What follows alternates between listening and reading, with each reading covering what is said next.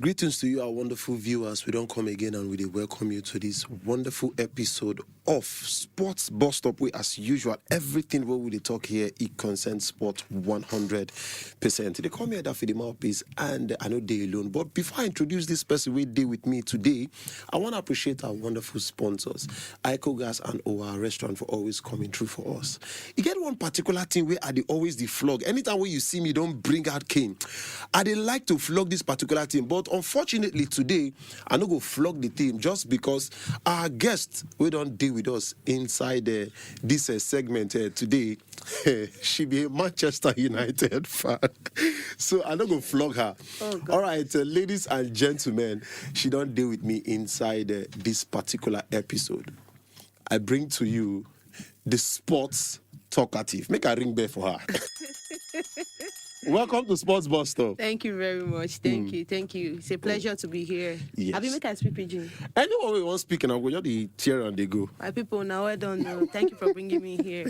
And as he said, you can flog, actually. You are licensed to flog, because even me as a fan, I flog them. But how you take look all the teams where you go support, you carry yourself, go say, you just want to suffer, you just like heartbreak. No, actually, I started supporting Manchester United since 2006. 2006. Okay. Because, you don't enjoy come. You don't enjoy before. But this last 3 seasons has been one of the worst seasons, especially this season has been one of the worst season of Manchester. In fact, I was actually praying, can this team just go on relegation? Because I don't tire. Set the club, they no one sell. Pursue the players. They no one pursue players. So me, I not gonna understand what they do again. So how you feel during the Europa League final as your team actually lose? Peace to all my Manchester United fans. I was actually happy. Because yes, it's sweet to say when I lose. Yes, I was actually happy because I don't see the fact where Manchester United would win the Europa Cup with a team that they have currently right now, because it's let's be frank. Yeah. Man United right now is surviving on past glory. Exactly. That's just the truth. Past because glory, exactly. Manchester United, since the exit of Sir Alex Ferguson, it has never been the same. The only time we seemingly had something that almost was headed there was when Jose Mourinho came. Exactly. And Jose Mourinho did then. Ole Gunnar was actually heading there, but Glazers, they needed fast results. Exactly. I believe if Gunnar was still the gaffer for Manchester United, would have done better, because he was already building a formidable team at that time. Because then when Gunnar was there, unlike Harry Maguire that they are praising now, then we know. Harry Maguire now attacker. The Rashford hold on, no, Rashford, please, can just say that guy who gave the idea for them to buy that Sincerely. guy? Then the worst of all, Onana, like why? Of all goalkeepers, Onana, like. But sincerely, you feel keep us Onana.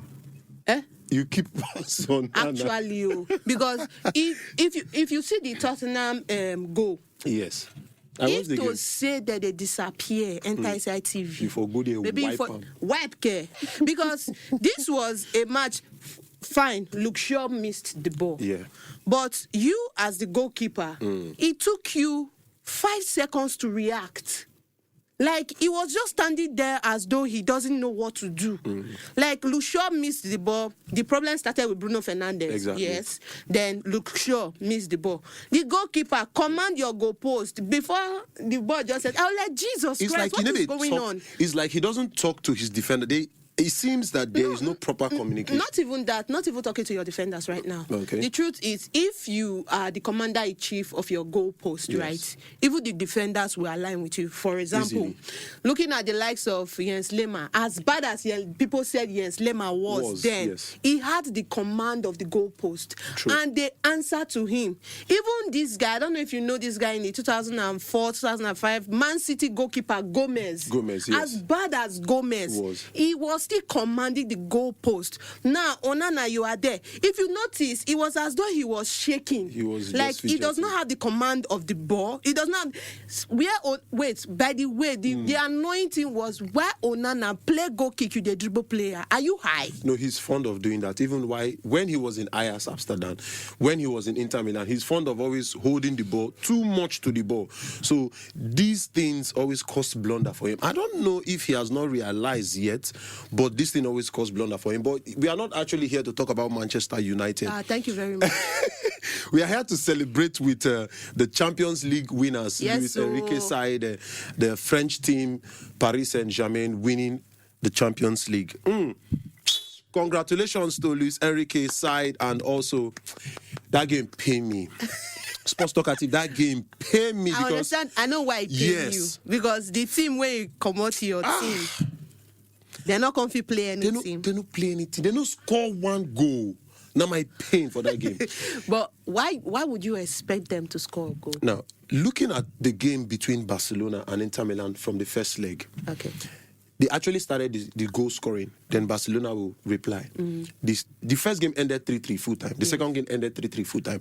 Now, looking at that team with the likes of Lautaro Martinez, Thuram in the forward, they even have Mkhitaryan, even other good midfielders too. Kanahoglu, he was still there. Then the likes of Dumfries, the Netherlands guy. Shay, they see the way they jump. But it got to the Champions League final, they were nowhere to be found. Even the goalkeeper Sommer that made almost 17 saves against Barcelona the second leg. Now, ball just they enter.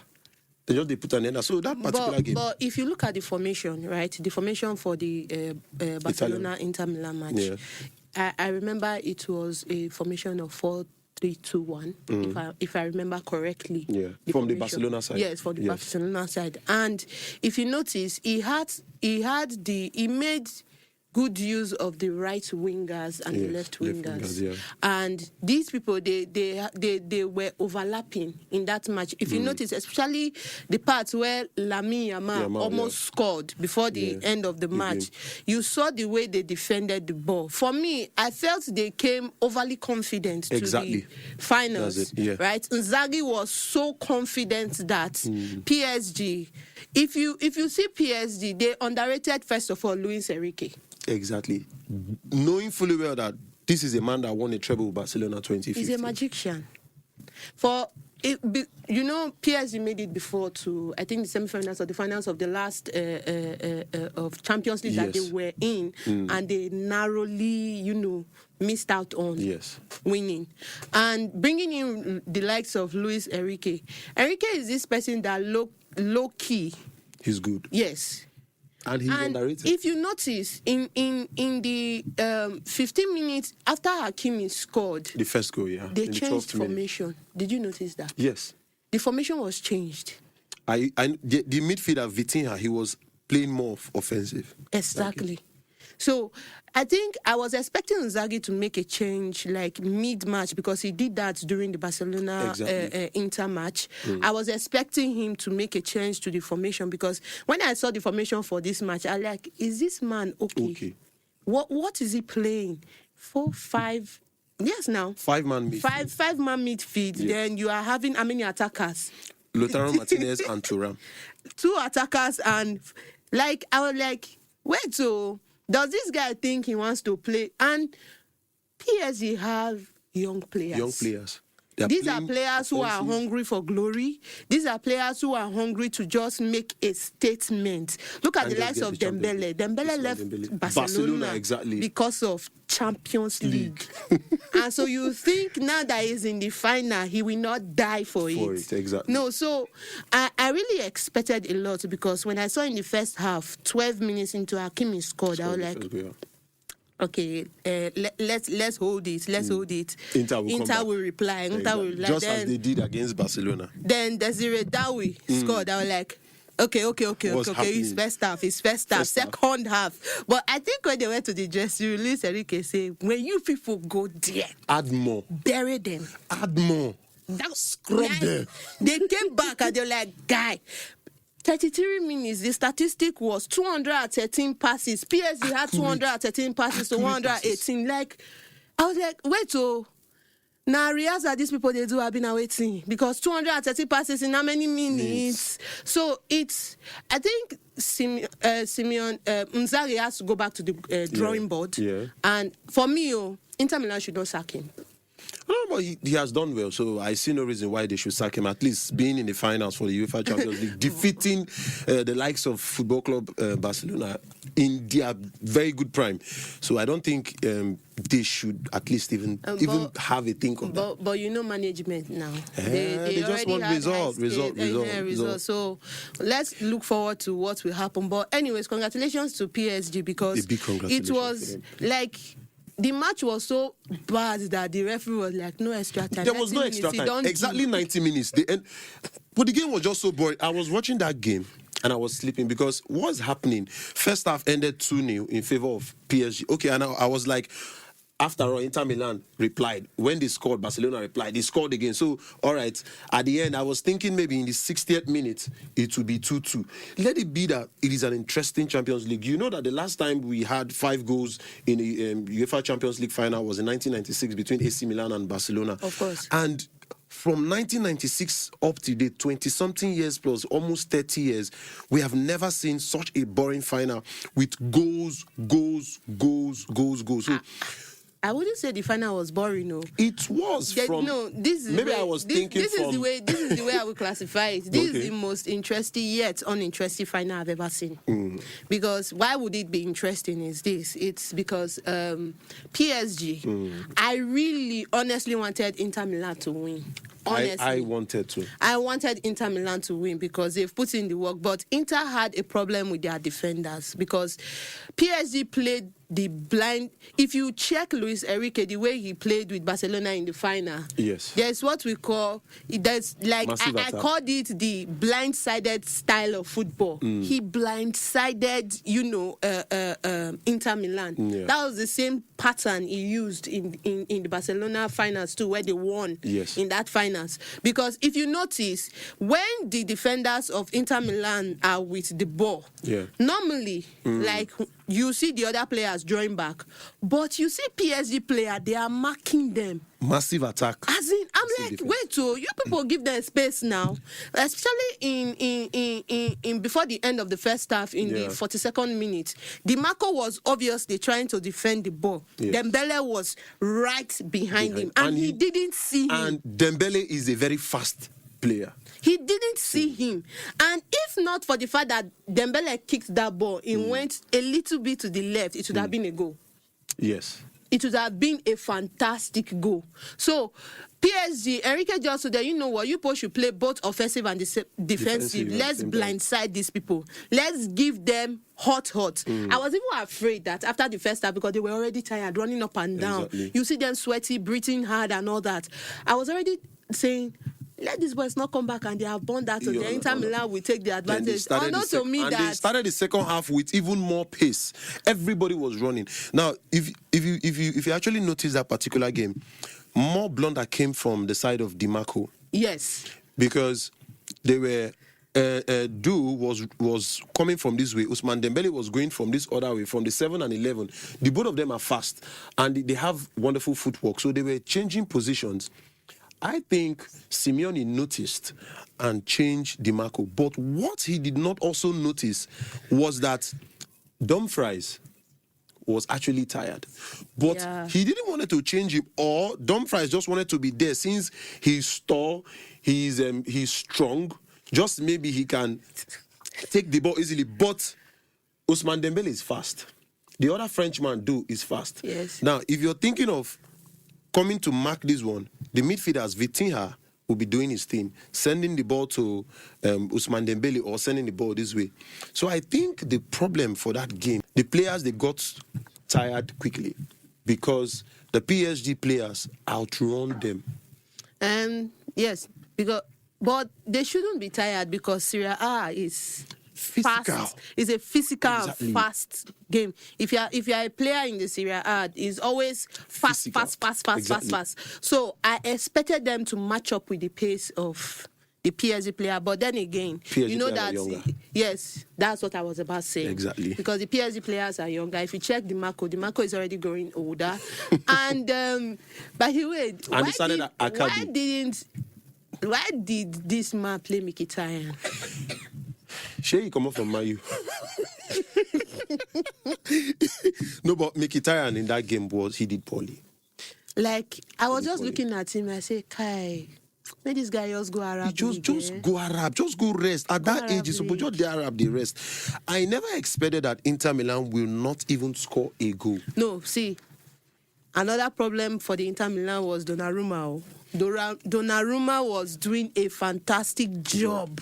He was. If the defenders missed it, he was there. He was more or less resting in that game. Now, looking at the game between Barcelona, let me go back to Barcelona and Inter Milan. You remember that summer, the Inter Milan goalkeeper made over 17 saves in that game. True. The shots would be coming from here and there he was. But I'm not sure he made up to 3 saves in that particular game. Because they did not expect PSG to play the way they did. You are playing in the UEFA Champions League finals. Someone that made it from a group stage down to the final. You should never think less of that kind of person. Talk more of a team who have players that are less than 30 years. Apart from Marquinhos, most other players there, their goalkeeper Donnarumma is less than 27. Yes. And these other guys, they are fast. They have good football. You should at least try as much as possible to tell your players to... Okay, why didn't they apply the header thing, what they were doing against Barcelona, always crossing the ball? They can't. Because they know that these players are also tall. Apart from that, if you check the PSG midfield, it was tight. It was neatly closed. If you check the PSG played 4-3-3. Then why play five-man midfield? Exactly. The problem is coming from the formation. PSG played 4-3-3. And even the 5-man, it was a defender here, then the other, it's defensive midfielders there. And I was like, this man needed more attackers. Exactly. Than defensive midfielders and defenders. Because if you notice, PSG used their attackers. Yes. Well. Very well.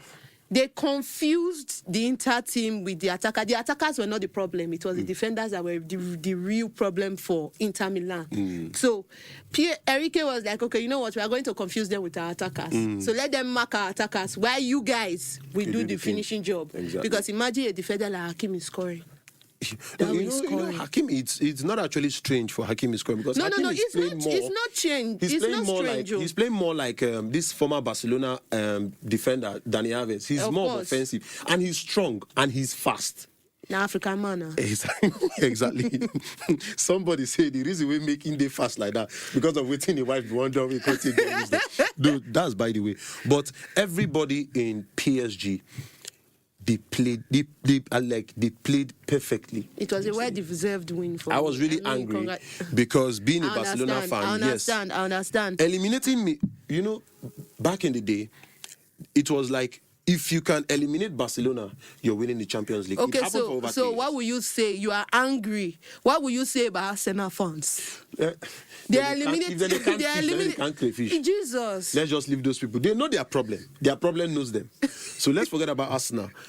The thing is, Arsenal, I feel, okay, let me just talk a little about Arsenal. I feel they are not ready yet.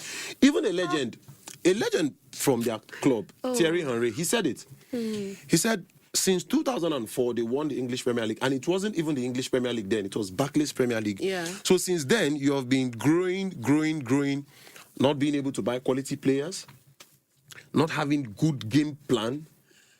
And this was the closest Arsenal have come in the Champions League for many years. Next year, maybe they will win it. Next year, they might not get to quarterfinals. Now, okay, look at Liverpool. Let's use Liverpool as an example. They won the English Premier League. They have made the first signing. Yes. Now, this is a team that is serious.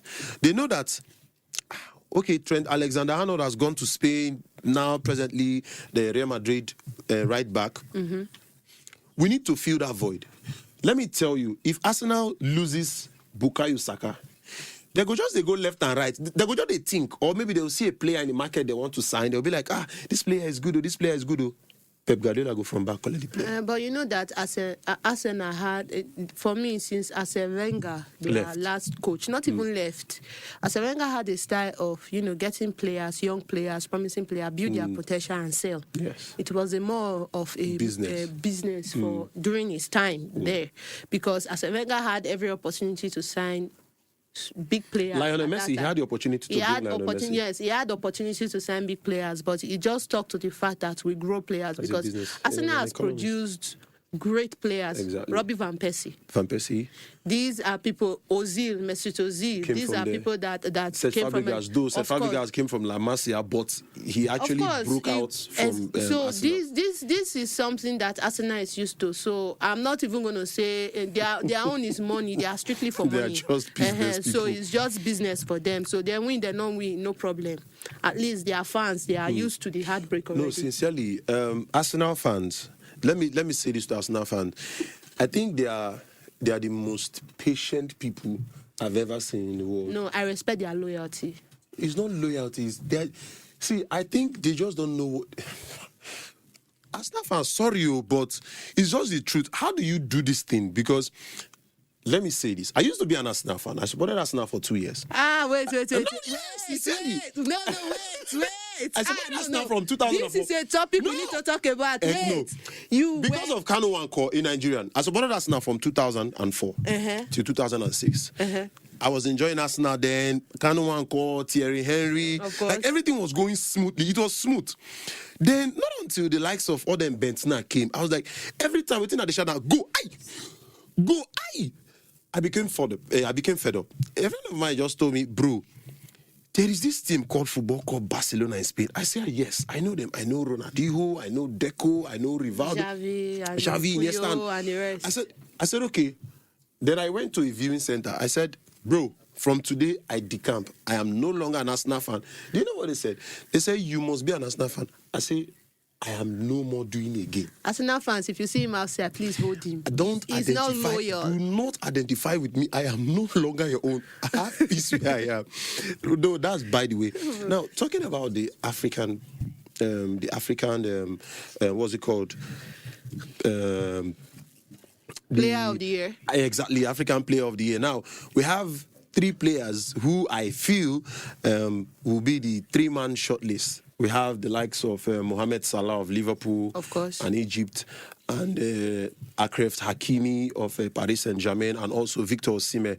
Now, presently, Victor Osimhen has 2 titles in Turkey, while Achraf Hakimi has 3 trophies, though with 9 goals. Then Victor Osimhen has about, I think, 35 or 34 goals. 37 goals, 37 goals, yes, rather. Mo Salah has 35 exactly, goals. Mo Salah has 35 goals.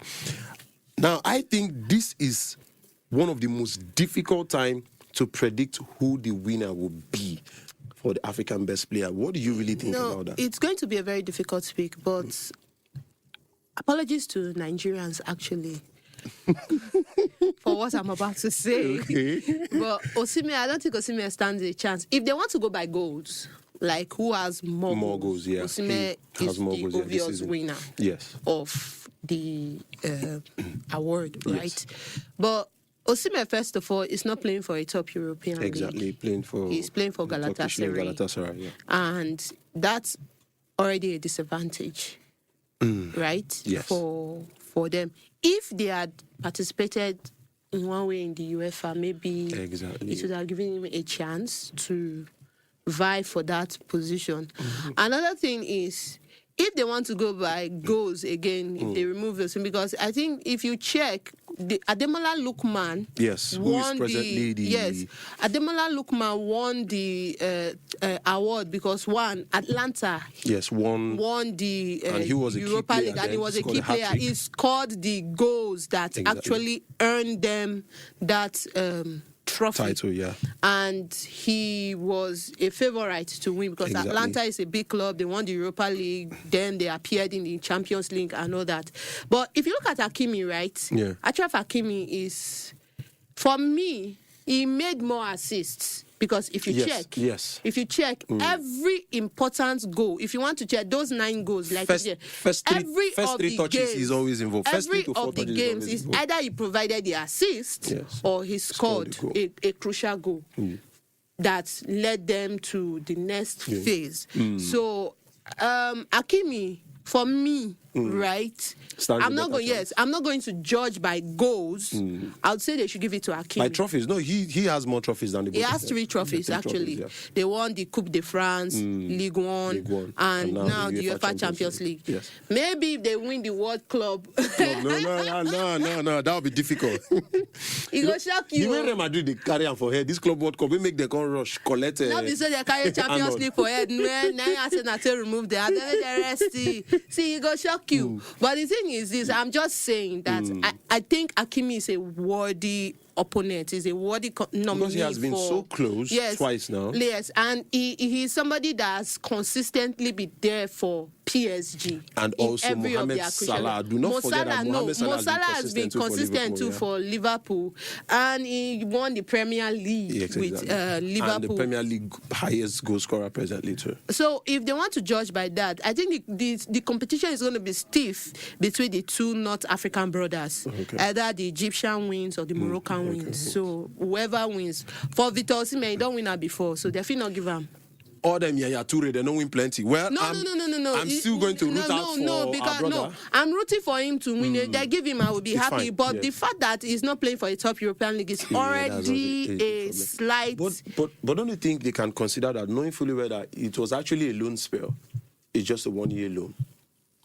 Yeah, that's another thing too. Exactly. And it's quite popular right now in Eastern Europe. Exactly. Like I saw the fact that Galatasaray had to go out of their way. The fans. Exactly. That's the first time I've ever seen anything like that. The support that they are literally begging him to stay back. Osimhen. Like when I saw the banner in their last game, please stay, please come. I was like, and they made an image also of that his mask. Yes. When he came out, they used his daughter. Exactly. To announce his goal. I was like, wait, so these people. Then I think recently one of the government officials in Turkey had a meeting with him. He also met with him one-on-one. He also met with the Turkish president. So I think they really want him to stay. Judging by those precedents, they might consider Osimhen, but it is what it is. Man. Okay, all right. Presently, now talking about transfer, because right now the season has ended. So, so many teams that are serious are actually doing transfers. Yes, I know Manchester United. The only serious transfer they have done is Konha, a midfielder. But I really wonder what they need a midfielder for. I think Manchester United, they need to offload 8 players. Not offload 8 players, all the players actually, minus the likes of Amad Diallo, Euro, just Amad Diallo, Mazraoui. They can leave those ones. In fact. In the history of Manchester United transfer, they're not the same Maguire. They're not they give him for loan. I don't know. See, just say Maguire, get small shares from Manchester United. Like, honestly. Then the likes of Rasmus Onlu should go in Jesus' name. See, not just go. To his village. He should go because that guy, Anthony, please just sign for Ribetis. Don't come back. No, he has said that he has as at this morning he wants to fly back to Manchester United, and Real Betis, they actually begged him that he should stay. But if he comes to Manchester United, now the same wahala, now they go see the face, same problem. Because see, Manchester United's problem, it's not a matter of the players or the coach. It's a management issue. Yeah. Because the coach has already stated that I need this and this player. For example, if you check Amorim is this person that plays the system kind of ball. He's trying to build a system. He was doing very well in Portugal. He's trying to build a system, and he needs players that fits into that system. For example, Garnacho does not fit into Amorim's system. Sorry to say. No, sincerely. He does not fit in. Rasmus Onlu does not fit into his system. Now, what even pains me is that Marcus Rashford is offering himself to Barcelona. Where is my king? I need to... that king is not here. What do you want to do for Barcelona? Just remain in your Manchester United. No, in fact, that long way there for Aston Villa, I've been aware. May just did there. May they make him permanent. He shouldn't come back. Because these are... See, Manchester United need to debug or... How do I even say? They need to offload a lot of people. Because the last time they did this offloading was towards the last 3 seasons of Alex Ferguson, where a lot of players left. You see, then when Ferguson was there, Ferguson went out of his way to get Cristiano Ronaldo. Carlos Tevez, he collect him from Man City, bring and come. Dimitar Berbatov, yes. the likes of Nani, like... You can't even get to see good players now in Manchester United. Who is Højlund in the scheme of things? I am annoyed. The only time I was really happy, even when they said Cristiano Ronaldo is coming back during ETS, when he came back, I said Ronaldo will get problem with this club. Yeah, go get issue now, yes, now. Because normally, Manchester United has not grown. They've not grown. And right now, say now that they did not make UEFA Champions League, they owe Adidas money. They need to pay. Exactly, that's true. So they are owing, if roughly £110 million. So they need to. So they need to sell players. They need to pay. And the owners are not willing to put in their personal money to move the club forward. They should sell the club to people who are willing to spend for that club. Because since Arab money entered Man City, who know Man City before 2004, 2005, 2006? Who know them? Since this Arabian bought Man City, see players. As we are talking, Man City has signed 5 players. Yes. These are people that are serious, that wants to win the league. Now, talking about this transfer window, in Spanish La Liga, the likes of Real Madrid, they have already gotten the signature of Trent Alexander-Arnold just because of the Club World Cup. Now, these are Real people... Madrid, you understand? These are people that are serious. Barcelona currently, they are looking forward to get the signature of Julian Alvarez. Of course. Now, Barcelona won the La Liga. They are still eager to strengthen their attack, strengthen their defense. Of course. But you see the likes of some teams in Premier League. I'll use Arsenal as an example. Arsenal, they fell out from semi-finals in the UEFA Champions League, which is a good one. It's for the first time in a very long time. Now, they have not verbally or said anything about a player. They were actually thinking of Victor Gyökeres from Portugal. But I heard Gyökeres right now Atletico de Madrid is going to Atletico de Madrid because the deal is almost... I think they said he will be going for medical soon. And he will be signing a deal with Gyökeres was in the eyes... No.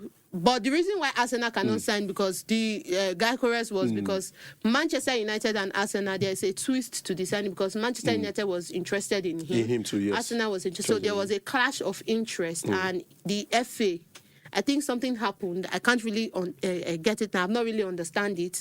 But I will follow the news to see the FA. So they were barred from signing. So my brother, in fact, if he had come, I was like, Gyökeres come. It would have been a very good addition to Manchester United because the likes of Bruno Fernandes is about leaving. But that guy is neither here nor there because I don't understand. This morning now, brother is saying, he tweeted, he made a statement about Manchester United welcoming Kuna to, you are welcome to Old Trafford. Brother, you want to go, Abi, you don't want to go. If you want to go. Because this Victor Gyökeres now, currently in Europe, he has 54 goals.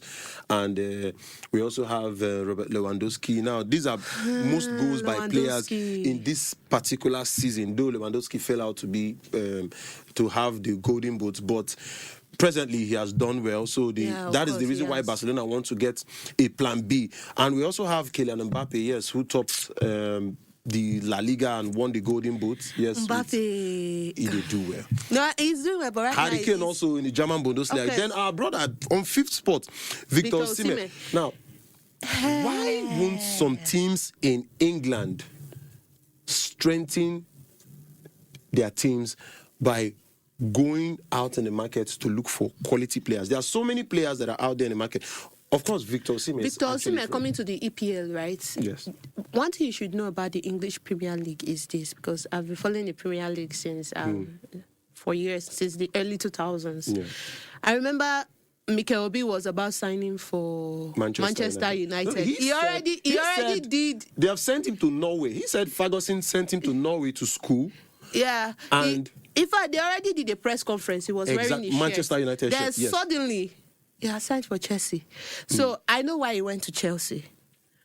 Many of the clubs in the EPL, they are not keen on signing Africans. Yes, when I mean African, there are Africans who are African. At the same time, they have other nationalities like the likes of Eze, Eberechi, and the likes of...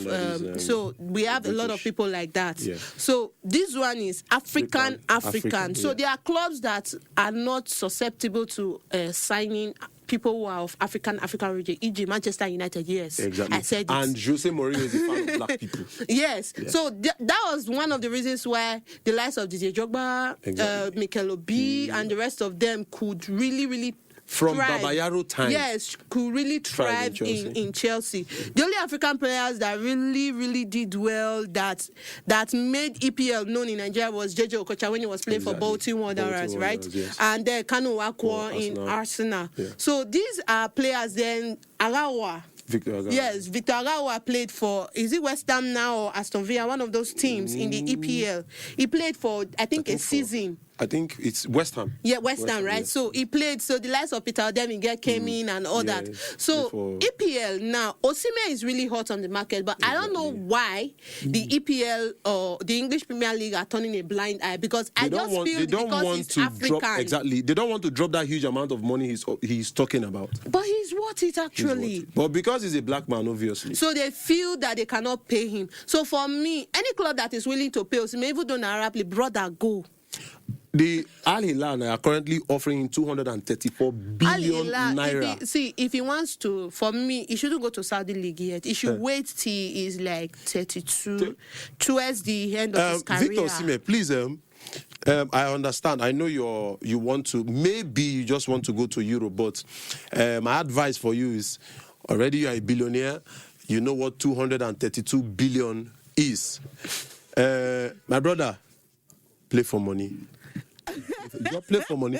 You see, some of the white people, they say, I want to play for passion. I have passion. Growing up, I've always loved my passion. I beg. Passion. But actually, I think Osimhen still needs to explore the European football. And he did wonders when he was in Napoli. Exactly. Right. He did a fantastic job as a striker in Napoli, and Osimhen was for 31 years. He gave them the lead. Osimhen was one player that he was an underdog that nobody really expected to pull off that feat. And then when they sent him on loan to, because he was already having issues after that season with Napoli, they sent him on loan to Galatasaray. A lot of people thought that he wasn't going to do well in Galatasaray.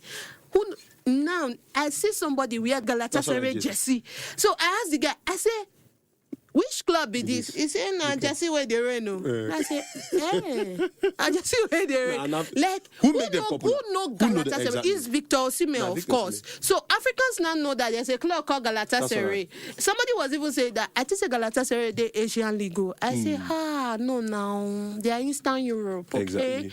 So for me, I think if Osimhen has an opportunity to play, for me, clubs I will feel Osimhen can do well. Chelsea join, but not Chelsea. Arsenal? No, I'm not even looking at EPL. Oh, really? If he has a chance to play for Juventus, no problem. If he has a plan to play in La Liga for Liga, who would actually want to? If Real Madrid wants to buy him, no problem. That's a big one, because they already have Kylian Mbappe, who is actually playing as a first nine. No, I'm just saying. You want maybe to I will hate Shao. Why? I'm a Barcelona fan. It go to vex me because Mbappe go to stress me. Osimhen won't stress me. No, but if Osimhen comes to a club like Chelsea, it's going to be a wonderful one. Yeah. Then I just pray the likes of Man City sign him. Please don't come to Man U. Your career go die. Now, this is a Manchester United fan talking to you, Victor Osimhen. Please avoid Old Trafford. Yes, avoid it for now. Maybe 3 seasons from now. If they don't sell the club, give Arab money or something. You can just go. But for now, just to help them. Avoid. Manchester United. Now, before we wrap up, let's talk about the FIFA Ballon d'Or. Now, it used to be on the lips of everybody, Lamine Yamal, Mohamed Salah, Rafinha, but now we have Ousmane Dembele on the race. Now, do you actually think between Ousmane Dembele, Lamine Yamal, and Rafinha, who do you actually think stands a better chance to win the FIFA Ballon d'Or? Yamal. I'll put Yamal aside for now. Yes, me too. I'll put Yamal aside, not because he's too young, but he has more. There's still more to him that we've not seen. This is just his first season. Yes. So there's still more to him that we've not seen. Ousmane Dembele, I saw somebody bringing up a stats online saying that Dembele is worthy of the Ballon d'Or because of the plenty assists he has made. And this so has far been his best season so far. Yes. You know, in every of the PSG matches, especially in the UEFA Champions League, he made assists. Like in this last final, he made 2 assists. Like 2 of the goals. He made a wonderful assist, two wonderful assists to and I was praying for those him goals. not to score. So they will not give him, because I'm like, this guy was a flop in Barcelona. Hello, he cost us so many chances against Liverpool. No, it wasn't a flop in Barcelona. Your coach does just know how to use his potential. I guess Messi was still there. Yeah, actually. So Messi was still there. If you notice, when Messi was in PSG, a lot of things were not happening well in PSG. Even when Mbappe was there, they were trying to build a team around these players because they want them to shine and all that. If you notice, since Lionel Messi left Barcelona, at a point it was shaky and rocky for them. He shake. This is the best season I've seen Barcelona play. At a point it was shaky and rocky for them, but right now they are already finding their ground, and now they know how to spread the play across all the players in the team. Normally before they were using the Johannes Cruyff style and just building anybody you get. Take it to Messi. It must be Messi. Even Neymar did not even have the opportunity to shine. That was why he also left. Though the money too, that was why he left. Sergio Busquets said something. He said, if you're with the ball and you don't know what to do, give it to Messi. Pep Guardiola was talking to Manchester City players in the dressing room. He said, you get the ball. You don't hold much on the ball because you are not Messi.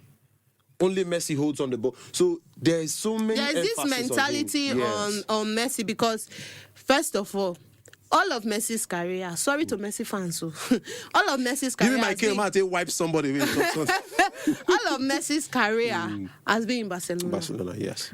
He started from the Barcelona, So Barcelona has always been where he built his fame, he built his ability. He's talented. We know he has the talent. And Messi is like Barcelona's baby. So they needed to protect him, nurture him, and grow him.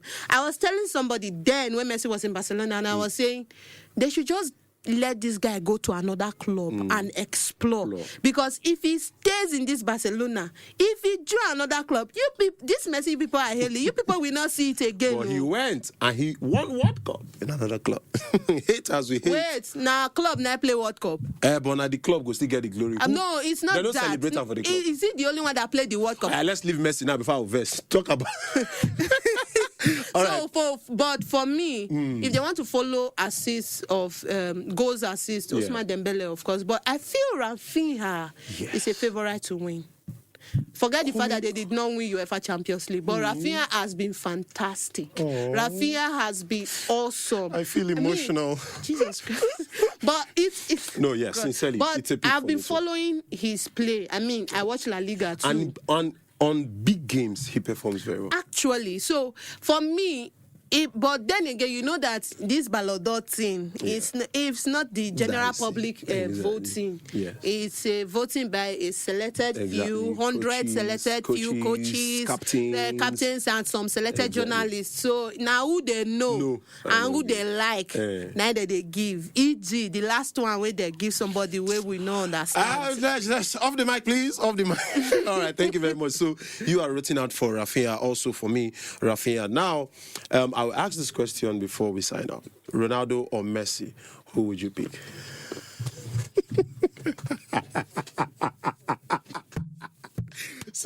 So she chooses Cristiano Ronaldo, and of course I'm putting on an Inter Miami JC. Of course, I'm a Lionel Messi fan, so I want to Ronaldo all the way. I want to at this point appreciate our wonderful sponsors, Ico Gas and OR Restaurant, for coming through for us every time, and also appreciate my wonderful guests here. Thank you for having me. Talkative. It's indeed an interesting session. We're hoping to do this some other time, but for now we say bye.